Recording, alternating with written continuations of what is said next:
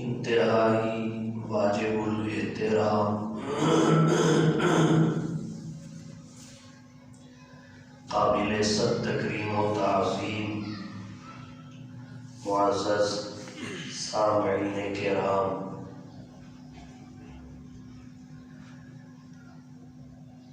آج کے بیان کا موضوع کاتب وحی صحابی رسول حضرت معاویہ رضی اللہ تعالی عنہ سے محبت و عقیدت اور ان کے احترام و تعظیم کی وجوہات ہیں۔ اہل اسلام کے نزدیک حضرت معاویہ رضی اللہ تعالی عنہ کی عقیدت و محبت، ان کی تکریم و تعظیم لازمی اور ضروری ہے۔ سوال یہ ہے اس کی وجوہات کیا ہیں؟ آج کے بیان میں ان وجوہات کا ذکر کروں گا۔ سب سے پہلی وجہ حضرت معاویہ رضی اللہ تعالی عنہ کے احترام، تکریم و تعظیم اور محبت و عقیدت کے لازمی اور ضروری ہونے کی ان کا شرف اسلام ہے۔ اللہ تعالیٰ نے انہیں اسلام کا شرف عطا فرمایا، اور اسلام کا شرف بہت بڑا شرف ہے جو مسلمانوں کو غیر مسلموں سے ممتاز کرتا ہے۔ جناب نبی کریم صلی اللہ علیہ وسلم نے فرمایا، المسلم اخو المسلم، مسلمان مسلمان کا بھائی ہے۔ قرآن میں اللہ نے فرمایا، انما المؤمنون اخوہ، مومن آپس میں بھائی ہیں۔ تو بھائی بھائی کا احترام کرے، یہ اچھے بھائی کی نشانی ہے۔ حضرت معاویہ رضی اللہ تعالی عنہ کو اللہ نے اسلام کا شرف بخشا، وہ مسلمان ہوئے۔ حضور کے بہت سارے قریبی رشتہ دار اسلام سے محروم رہ گئے، لیکن اللہ نے یہ شرف حضرت معاویہ حتیٰ کہ ان کے والد گرامی کو عطا فرمایا۔ حضرت معاویہ رضی اللہ تعالی عنہ سن 7 ہجری میں صلح حدیبیہ کے بعد فتح مکہ سے پہلے عمرۃ القضاء کے موقع پر 18 برس کی عمر میں اسلام قبول کیا، اور مروہ کے پاس حضور صلی اللہ علیہ وسلم کے بال بھی کاٹے، اور وہ انہوں نے آخری دم تک اپنے پاس سنبھال کے رکھے۔ جب دنیا سے رخصت ہونے کا وقت آیا، اپنے اقارب کو، ورثاء کو، وہ نبی کے بال، نبی کے ناخن اور نبی کے جسم کے اجزاء دے کر وصیت فرمائی کہ یہ میری قبر میں میرے ساتھ رکھ دینا، کیونکہ جہاں اللہ کا نبی ہوتا ہے وہاں اللہ کی رحمت برستی ہے۔ ما کان اللہ لیعذبہم وانت فیہم۔ حضرت معاویہ رضی اللہ تعالی عنہ نے سن 7 ہجری میں اسلام قبول کر لیا، لیکن والد چونکہ اس وقت تک مسلمان نہیں ہوئے تھے، ابو سفیان، اس لیے اپنے اسلام کو چھپائے رکھا، معذور تھے، چھپائے رکھا۔ اور یہ اکیلے انہوں نے نہیں کیا، نبی کے سگے چچا تھے حضرت عباس بن عبد المطلب رضی اللہ تعالی عنہ، انہوں نے اس سے بھی زیادہ عرصہ چھپایا، انہوں نے 6 سال تک چھپایا، انہوں نے 1 سال تک چھپایا۔ وہ بدر کے موقع پر مسلمان ہو گئے تھے، لیکن اپنے اسلام کو فتح مکہ تک انہوں نے چھپائے رکھا، 6 سال۔ حضرت معاویہ نے فقط 1 سال تک چھپایا، اس لیے کہ والد مسلمان نہیں ہوئے تھے اور کفار کے کمانڈر بھی تھے، ان کے لڑاکے دستے کے سربراہ تھے، اس مجبوری کی وجہ سے۔ اللہ کے نبی کے سامنے ظاہر کر دیا، والد سے چھپایا۔ چنانچہ البدایہ والنہایہ میں حافظ عماد الدین ابن کثیر لکھتے ہیں، حضرت معاویہ خود فرماتے ہیں، اسلمت یوم عمرۃ القضاء، عمرۃ القضاء کے موقع پر میں مسلمان ہو گیا، ولیکنی کتمت اسلامی من ابی الی یوم الفتح، لیکن میں نے اپنے اسلام کو فقط اپنے والد سے فتح مکہ تک چھپائے رکھا۔ مسلمان یہ فتح مکہ کو نہیں ہوئے، اس سے پہلے ہو چکے تھے۔ اور اس کی ایک دلیل یہ بھی ہے کہ حضور صلی اللہ علیہ وسلم نے فرمایا لا ہجرت بعد الفتح، فتح مکہ کے بعد ہجرت نہیں ہے، کیونکہ پھر مکہ بھی دار الاسلام بن گیا تھا۔ انہیں اللہ کے نبی نے مدینہ میں قیام کی اجازت مرحمت فرمائی، مدینہ میں انہیں قیام کی اجازت کا مل جانا یہ اس بات کی دلیل ہے ان کا اسلام پہلے کا ہے۔ ان کی ایک بڑی خوبی، 18 برس کی عمر میں اسلام قبول کیا۔ قبول اسلام سے پہلے ایک موقع بھی کسی کتاب سے ایسا نہیں دکھایا جا سکتا کہ جب انہوں نے اسلام اور مسلمانوں کی مخالفت کی ہو، تلوار اٹھائی، جبکہ دیگر صحابہ کرام کے ایسے واقعات مل جاتے ہیں۔ بدر کے میدان میں حضرت علی کے سگے بھائی عقیل بن ابی طالب لڑنے کے لیے آئے اور یہ گرفتار ہوئے۔ 70 سردار جو گرفتار ہوئے تھے ان میں ایک حضرت علی کے بھائی عقیل بن ابی طالب بھی تھے۔ حضور صلی اللہ علیہ وسلم نے ان قیدیوں کے بارے میں صحابہ سے رائے پوچھی۔ حضرت ابو بکر نے فرمایا فدیہ لے کر چھوڑ دیا جائے، حضرت عمر نے فرمایا قتل کیا جائے، جو جس کا رشتہ دار ہے اس مسلمان کو صحابی کے سپرد کر دیا جائے، وہ اسے قتل کرے۔ حتیٰ کہ حضرت عمر نے یہاں تک کہا عباس کو حضور قتل کریں، عقیل کو علی بن ابی طالب قتل کریں، جو میرا رشتہ دار ہے اس کو میں قتل کروں، تاکہ پتہ چلے اسلام سے بڑھ کر ہمیں کوئی رشتہ داری عزیز نہیں ہے۔ حضرت عقیل لڑنے کے لیے آئے اور حضرت خالد بن ولید جنہیں سیف اللہ کی تلوار کہا جاتا ہے، وہ بھی قبول اسلام سے پہلے لڑنے کے لیے آئے۔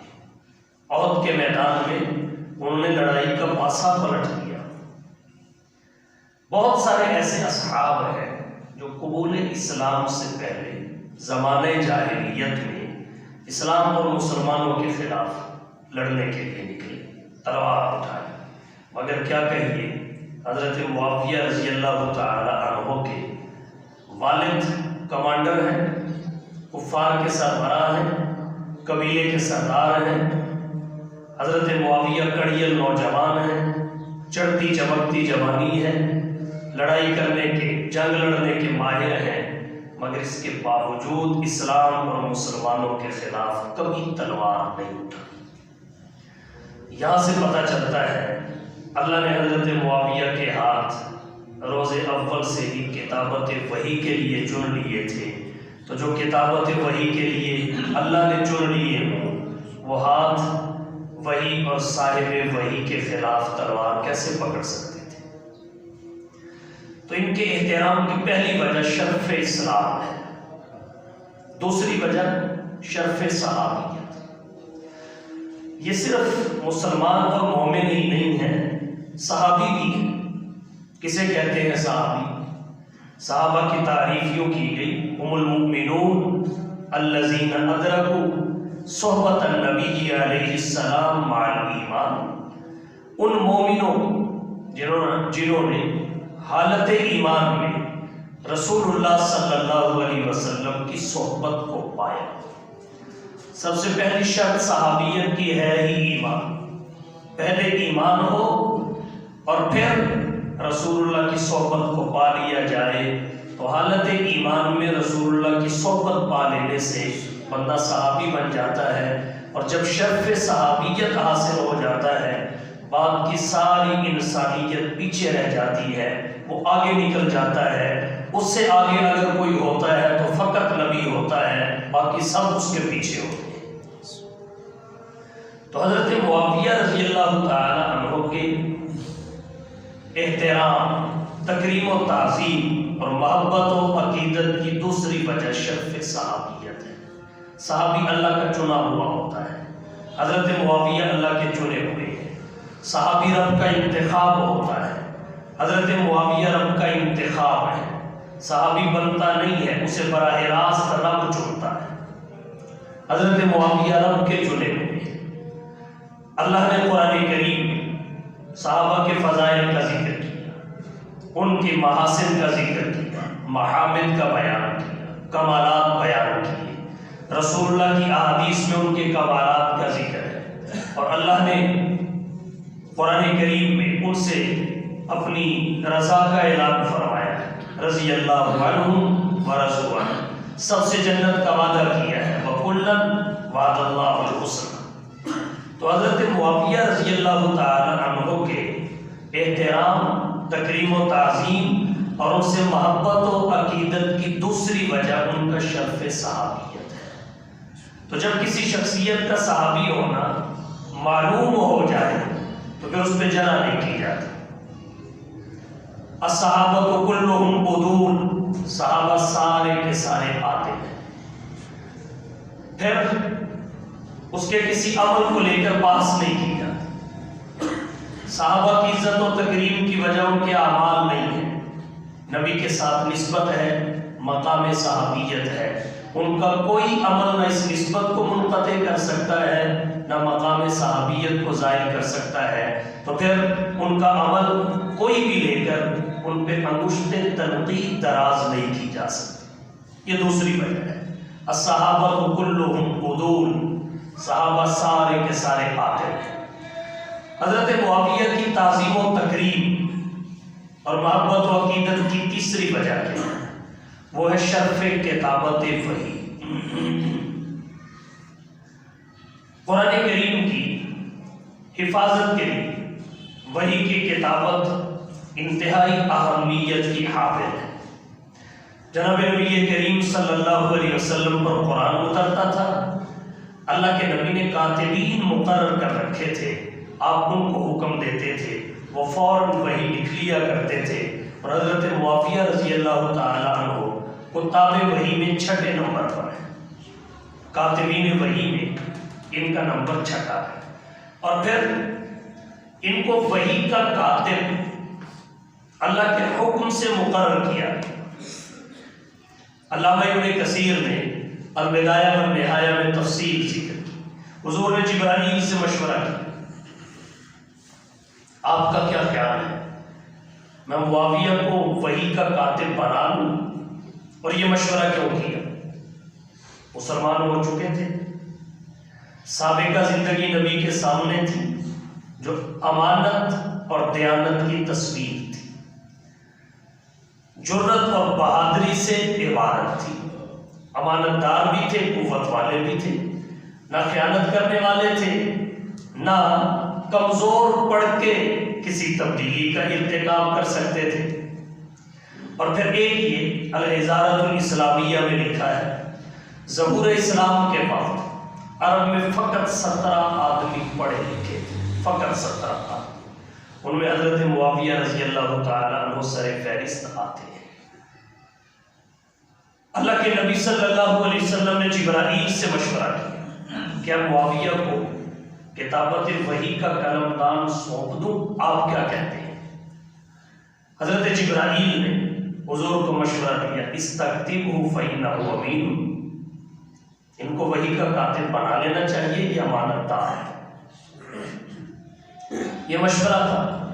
پھر جبریل اللہ کے پاس گئے، پھر اللہ کی طرف سے حکم لے کے پہنچے، یا محمد اقرأ معاویہ السلام واستوصِ بہ خیرا، اے محمد معاویہ کو سلام دیجیے، بھلائی کی وصیت کیجیے۔ فإنہ امین اللہ علی کتابہ ووحیہ ونعم الامین، وہ اللہ کی کتاب کے معاملے میں امانت دار ہے۔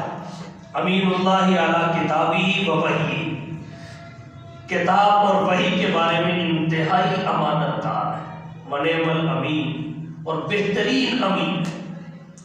اللہ کے نبی صلی اللہ علیہ وسلم نے حضرت معاویہ کو وحی کا کاتب بنا دیا، چھٹا درجہ کاتبین میں ان کا ہے۔ اور پھر یہ وحی ہی نہیں لکھتے تھے، حضور کے خطوط بھی لکھتے تھے، آپ کے سیکرٹری کے درجے پر فائز تھے۔ اب بھی اگر یہ نبی کے معتمد نہ مانے جائیں تو پھر کب مانے جائیں؟ نبی کے معتمد تھے، منظور نظر تھے۔ اور یاد رکھیے کتابت وحی کے لیے اور خلافت کے لیے دو چیزیں انتہائی ضروری ہیں، نمبر ایک امانت، نمبر دو قوت۔ ایک امانت اور ایک قوت، حضرت معاویہ میں دونوں تھی۔ اللہ کے نبی صلی اللہ علیہ وسلم نے ان دونوں کی وضاحت کی۔ ایک موقع پہ فرمایا فَإِنَّهُ قَوِيٌّ أَمِينٌ، قوت والے بھی ہیں، کسی کے ڈر اور خوف سے تبدیلی کرنے والے نہیں، امانت دار بھی ہیں، کسی لالچ اور مفاد میں بھی ایک حرف کو آگے پیچھے کرنے والے نہیں ہیں۔ فَإِنَّهُ قَوِيٌّ أَمِينٌ، آپ کو وحی کا قلم دان سونپ دیا گیا۔ قرآن کریم جو ہم تک پہنچا ہے، قیامت تک انسانیت کی ہدایت کا ذریعہ ہے۔ اس وحی اس کی کتابت میں، اس قرآن کی کتابت میں حضرت معاویہ کا نمبر چھٹا ہے۔ تو جب قرآن کریم کی نسبت سے کپڑا محترم اور معزز ہے، کاغذ محترم اور معزز ہے، لکڑی محترم اور معزز ہے، جو قرآن کو حفظ کر لے، قرات پڑھ لے، وہ حافظ اور قاری محترم اور معزز ہے، تو نبی کا صحابی، قرآن کا کاتب، وہ کتنا محترم اور معزز ہوگا، اس کا اندازہ ہر باشعور کر سکتا ہے۔ تو یہ ان کے احترام، تعظیم و تکریم، محبت و عقیدت کی تیسری وجہ ہے۔ چوتھی وجہ کیا ہے؟ چوتھی وجہ ہے محبوبیت رسول۔ حضرت معاویہ اللہ کے رسول کے محبوب تھے۔ علامہ ابن حجر نے تطہیر الجنان میں ایک حدیث ذکر کی، حضور صلی اللہ علیہ وسلم کے نکاح میں حضرت معاویہ کی بہن تھی ام المومنین رملہ، جنہیں ام حبیبہ کہا جاتا ہے، ابو سفیان کی بیٹی، حضرت معاویہ کی بہن، حضرت ام حبیبہ ام المومنین ہیں، ازواج مطہرات میں ہیں۔ حضور صلی اللہ علیہ وسلم نے ایک دن دیکھا، آپ تشریف لائے تو حضرت معاویہ کی بہن، آپ کی زوجہ طیبہ نے حضرت معاویہ کا سر اپنی جھولی میں رکھا ہوا ہے اور کھجلا رہی ہے، سر کھجلا رہی ہے، بال دیکھ رہی ہے۔ اللہ کے رسول صلی اللہ علیہ وسلم تشریف لائے، آپ نے دیکھا تو حضرت ام حبیبہ سے پوچھا، آپ معاویہ سے محبت کرتی ہیں؟ حضور نے پوچھا، آپ معاویہ سے محبت کرتی ہیں؟ وہ کہنے لگی، اللہ کے رسول کیوں نہیں، یہ میرا بھائی ہے، میں اپنے بھائی سے محبت کیوں نہ کروں؟ تو اللہ کے نبی نے آگے سے کیا فرمایا؟ فرمایا ام حبیبہ اکیلی تو ہی نہیں، اللہ اور اس کا رسول بھی اس سے محبت کرتے ہیں، اللہ اور اس کا رسول بھی معاویہ سے محبت کرتے ہیں۔ تو محبوب رسول ہے، محبوب رسول، محبوبیت نبی کی اس قدر اللہ کے نبی نے بشارتیں سنائی حضرت معاویہ کے لیے۔ کنز الاموال میں روایت ہے، فرمایا یبعث اللہ معاویہ یوم القیامت وعلیہ رداء من نور الایمان، قیامت کے دن اللہ حضرت معاویہ کو اس حالت میں اٹھائیں گے کہ ان پر نور ایمان کی چادر ہو، وہ نور ایمان کی چادر سے ڈھکے ہو۔ بشارت سنائی اللہ کے نبی نے، دنیا میں بھی بشارت سنائی، آخرت میں، آخرت کی آپ نے سن لی، دنیا کی بشارت۔ کنز الاموال میں بہت ساری حدیث ہیں، البدایہ والنہایہ میں بھی ہے، ایک بشارت البدایہ والنہایہ سے ذکر کرتا ہوں۔ حضور صلی اللہ علیہ وسلم کو حضرت معاویہ نے وضو کرایا، وضو کرنے کے بعد حضور صلی اللہ علیہ وسلم نے فرمایا، یا معاویہ ان ولیت امرا فاتق اللہ بعد، اگر اللہ تجھے حکومت دے تو عدل و انصاف کر۔ حضرت معاویہ کہتے ہیں، مجھے نبی کا یہ فرمان سن کر یقین ہو گیا، امید لگ گئی کہ تجھے حکومت اور خلافت ضرور ملے گی۔ حضرت عمر نے اپنے زمانے خلافت میں شام کی حکومت حضرت معاویہ کو دی، اور حضرت عثمان جب خلیفہ بنے انہوں نے تو بہت اور جب حضرت حسن نے خلافت چھوڑ کر حضرت معاویہ کے ہاتھ پہ بیعت کی تو آپ کو خلافت ہی ساری مل گئی۔ یہ نبی کی بشارت، اس بشارت کا نتیجہ تھا، دنیا کی بشارت بھی، آخرت کی بشارت بھی۔ اور پھر محبوبیت کا عالم یہ ہے کہ اللہ کے نبی نے ان کے لیے متعدد بار ہاتھ اٹھا کر دعا کی، متعدد بار۔ کنز العمال کی 7ویں جلد میں 87 صفحہ پہ روایت آتی ہے، حضور نے فرمایا اللہم علمہ الکتاب والحساب وقہ العذاب، اے اللہ معاویہ کو علم کتاب عطا فرما۔ علم کتاب وہ علم ہے جس کی پاور سے ملکہ سبا، ملکہ بلقیس کا تخت علم کتاب کا حامل پلک جھپکنے سے پہلے یمن سے حضرت سلیمان کے پاس لے آیا تھا۔ قال الذی عنده علم من الکتاب انا آتیک به قبل ان یرتد الیک طرفک۔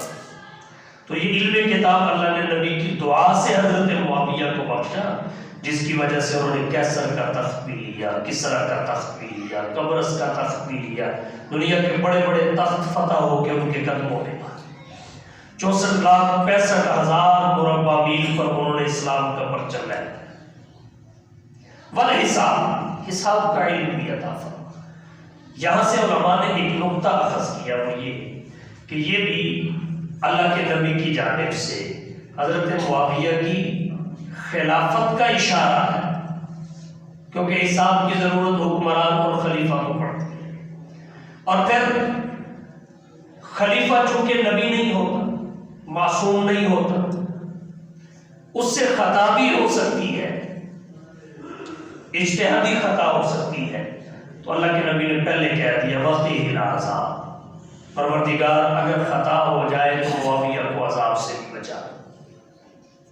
یہ ہے محبوبیت۔ ترمذی میں روایت آتی ہے، حضور صلی اللہ علیہ وسلم نے فرمایا اللہم اجعلہ ہادیا مہدیا واہدی بہ، اے اللہ معاویہ کو ہدایت دینے والا بنا، ہدایت یافتہ بنا، اور اس کے ذریعے لوگوں کو ہدایت عطا فرما۔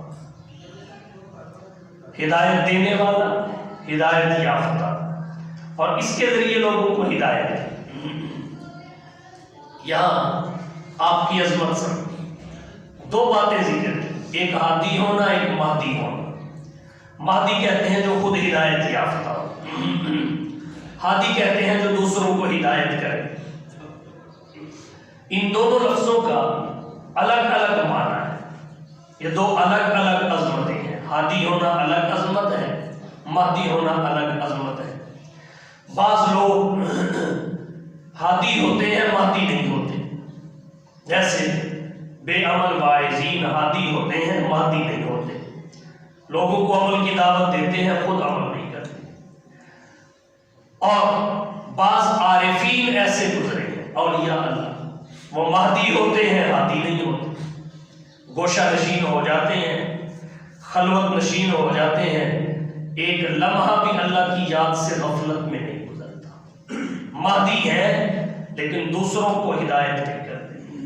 تو اللہ کے نبی نے حضرت معاویہ کے لیے دونوں عظمتیں اللہ سے مانگی ہیں، ہادی بھی ہو، مہدی بھی ہو، خود بھی ہدایت پہ ہو اور لوگوں کو بھی ہدایت پہ لائے۔ اور پھر حضور نے فرمایا واہدی بھی، اس کے ذریعے ہدایت کا دروازہ کھول دے۔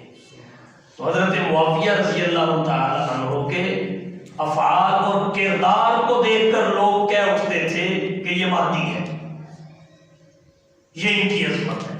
اللہ کے نبی کے محبوب، یہ محبت کا چوتھا سبب ہے حضرت معاویہ سے۔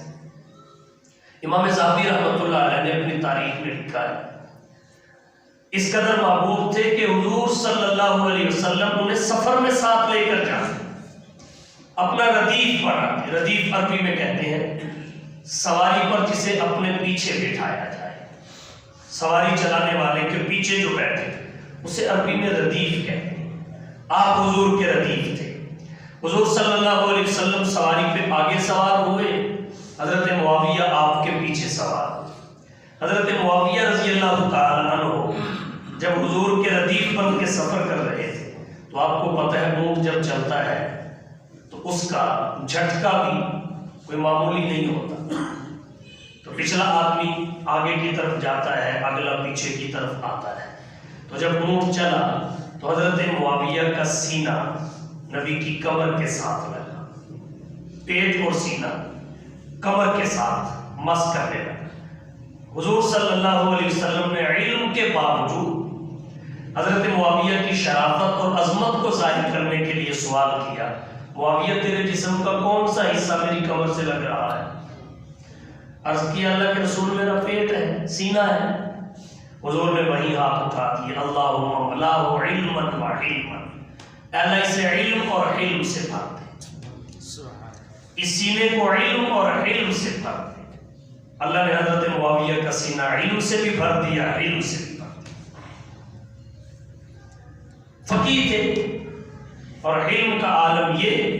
حضور نے جیسے حضرت ابو بکر کے لیے فرمایا ارحم امتی بی امتی ابو بکر، میری پوری امت پر، میری پوری امت میں سب سے بڑھ کر رحم کرنے والے ابو بکر ہیں. اسی طرح حضرت معاویہ کے لیے فرمایا اعلم امتی معاویہ بن ابی سفیان، میری امت میں سب سے حوصلے والا معاویہ بن ابو سفیان ہے. اس پہ اگر واقعات کے بیان کا سلسلہ شروع کیا جائے تو بات انتہائی لمبی ہو جائے گی، پھر کسی موقع پہ ذکر کروں گا. تو ایک وجہ محبت کی، تعظیم و تکریم کی، جناب نبی کریم صلی اللہ علیہ وسلم کا محبوب ہونا ہے. آپ رسول اللہ کے محبوب تھے. مجموع الزوائد کی نامی جلد میں 355 صفحہ پہ ایک روایت آتی ہے. حضور نے کسی معاملہ میں ابو بکر و عمر کو مشورے کے لیے بلایا. پہلی دفعہ پوچھا، انہوں نے کہا اللہ اس کا رسول بہتر جانتا ہے. پھر پوچھا، انہوں نے پھر یہی کہا. تو پھر حضور نے فرمایا ادعوا معاویہ، معاویہ کو بلاؤ. اعذروا امرکم، اپنا معاملہ اس کے سامنے رکھو. فإنہ قوی امین، حضرت معاویہ نے مشورہ دیا، حضور نے ان سے مشورہ کرنے کا حکم دیا. تو یہ محبوبیت اور اعتماد ہے. اسی وجہ سے اہل اسلام حضرت معاویہ کی تعظیم و تکریم کرتے ہیں، ان سے محبت و عقیدت کو لازمی اور ضروری سمجھتے ہیں. ایک وجہ قرابت رسول بھی ہے. عبد مناف پر جا کر ان کا سلسلہ نسب رسول اللہ سے مل جاتا ہے، دونوں کا دادا ایک ہو جاتا ہے. معاویہ ان کے والد ابو سفیان، ان کے والد حرب، ان کے والد امیہ، ان کے والد عبد شمس، ان کے والد عبد مناف. اور ادھر محمد، ان کے والد عبداللہ، ان کے والد عبد المطلب، ان کے والد ہاشم، ان کے والد عبد مناف. عبد مناف میں جا کے سلسلہ نسب مل جاتا ہے. عبد مناف کے دو بیٹے تھے، ایک ہاشم، ایک عبد شمس. ہاشم سے حضور پیدا ہوئے، عبد شمس سے آگے جا کر حضرت معاویہ پیدا ہوئے. جناب نبی کریم صلی اللہ علیہ وسلم کے سسرالی رشتہ دار تھے، سالے تھے، برادر نسبتی، جسے ہم برادر نکاح کہتے ہیں. حضور کے سالے تھے، ان کی بہن حضور کے نکاح میں تھے. اور اپنے سسرالی رشتہ داروں کے بارے میں حضور نے کیا فرمایا؟ میرے صحابہ اور میرے سسرالی رشتہ داروں کی برائی نہ کرو. میرے صحابہ اور میرے سسرالی رشتہ داروں کی برائی نہ کرو. جو ان کے بارے میں میرے حقوق کی رعایت رکھے گا، اللہ اس پر ایک نگران اور محافظ مقرر کر دے گا جو اس کی حفاظت کرے گا. اور جو ان کے بارے میں میرے حقوق کی رعایت نہیں کرے گا، اسے اللہ چھوڑ دے گا اور پھر اللہ اسے کسی مصیبت میں گرفتار کر دے گا. تو اس وجہ سے بھی حضرت معاویہ رضی اللہ تعالیٰ عنہ کی تکریم و تعظیم اور ان کی محبت و عقیدت کو اہل اسلام ضروری سمجھتے ہیں. نبی کے رشتہ دار تھے.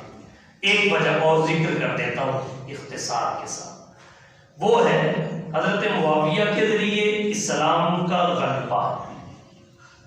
اللہ نے حضور کی بعثت کے مقاصد میں ایک مقصد یہ ذکر کیا، هو الذی ارسل رسولہ بالہدی ودین الحق لیظہرہ علی الدین کلہ. اور یہ پہلی دفعہ حضرت معاویہ رضی اللہ تعالی عنہ کے زمانے خلافت میں. ارضیات کے ماہرین نے لکھا ہے دنیا کا کل رقبہ 1,20,00,000 مربع میل ہے. اس کا نصف ہو تو استوا ہوتا ہے، غلبہ نہیں ہوتا. اگر نصف رقبے پر اسلام کا پرچم لہرائے تو اسے استوا، برابری کہتے ہیں، غلبہ نہیں کہتے۔ نصف سے اسلام کا معاملہ کراس کرے گا تو غلبہ بنے گا۔ تو 1,20,00,000 کا نصف 60 لاکھ بنتا ہے۔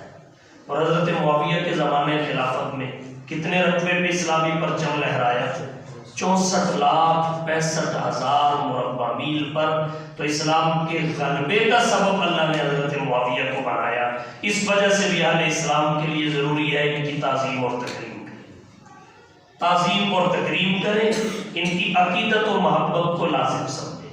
غلبہ اسلام کچھ صفات کے ساتھ مشروط ہے، جب تک وہ صفات رہی تب تک اسلام غالب رہا۔ ظاہری اور مادی غلبے کی بات کر رہا ہوں۔ جب وہ صفات نہ رہی تو پھر اسلام کا ظاہری غلبہ نہ رہا، آج کفر کا غلبہ ہے۔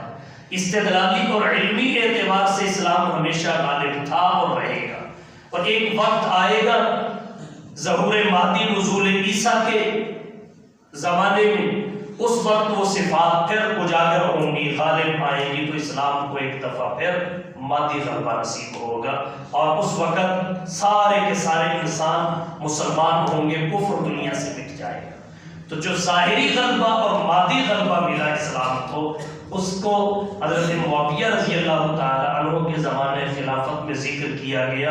یہ ان کی تعظیم و تکریم اور احترام و عقیدت کی ایک وجہ ہے، اور بہت ساری وجوہات ہیں۔ ہماری نجات اسی میں ہے کہ ہم نبی کے سب صحابہ کا احترام، تعظیم اور تکریم کریں، ان کی محبت و عقیدت کو لازمی اور ضروری سمجھیں، وگرنہ ہماری دنیا تو جیسی گزری گزر جائے گی، آخرت ہماری